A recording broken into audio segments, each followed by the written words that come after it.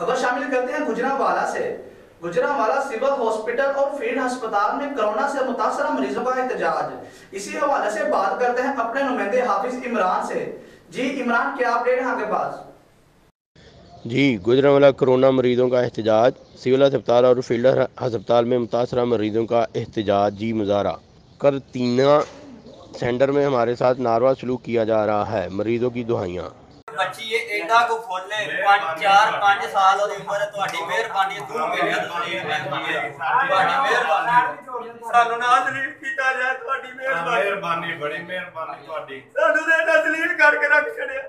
ਜਨਾਬ ਮੀਡੀਆ ਅੱਗੇ ਵੀ ਸਾਡੀ ਗੁਜ਼ਾਰਿਸ਼ ਹੈ ਤੇ ਅਫਸਰਾਂ ਅੱਗੇ ਵੀ ਕਿ ਜਿਨ੍ਹਾਂ ਨੂੰ ਨਾ ਸਾਡਾ ਸਾਥ ਹੈ ਤੇ ਨਾ ਸਾਡੇ ਬੱਚਿਆਂ ਦਾ ਸਾਥ ਹੈ। ਠੀਕ ਹੈ, ਅਸੀਂ 4 ਦਿਨ ਤੋਂ ਇੱਥੇ ਭੁੱਖੇ ਆ, ਭੁੱਖ ਹੜਤਾਲ ਕੀਤੀ ਹੈ। चलो असी रोटी नहीं खाते, उन्होंने भी फर्क नहीं पैंदा इस चीज़ नाल, क्योंकि उन्होंने बाल नहीं है, गरीबों के बाल इतने बैठे हैं सारे, उन्होंने नहीं इस चीज़ नाल कोई भी फर्क पैंदा। अज 3 दिन हो गए साड़ियाँ, तीसरा दिन रिपोर्टां साड़ियाँ गईयां ने। साढ़े नाल इन्हां 8 घंटियां का वादा किया कि 8 घंटियां तुहाडे टैस्ट लवांगे तो रिपोर्टां आ जाणगियां। ठीक है, साढ़े 10 बारी टैस्ट हो गए ने, सानूं महीना हो गया इत्थे सिविल अस्पताल बैठे हैं। असीं इत्थे जलील हो गए हैं। किसी जगह पर भी सानूं 14 दिन अपने जिथे पूरे किए ने उन्हें सानूं कढ़िया सी अच्छे तरीके नाल।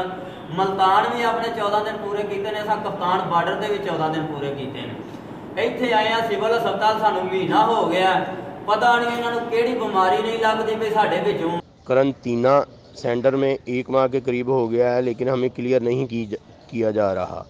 आइसोलेशन मुद्दत पूरी करने के बाद 3 मरतबा नमूने लिए गए, लेकिन रिपोर्ट्स नहीं दी जा रही।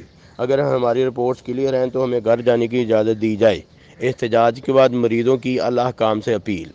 बहुत शुक्रिया इमरान हमें अपडेट करने के लिए।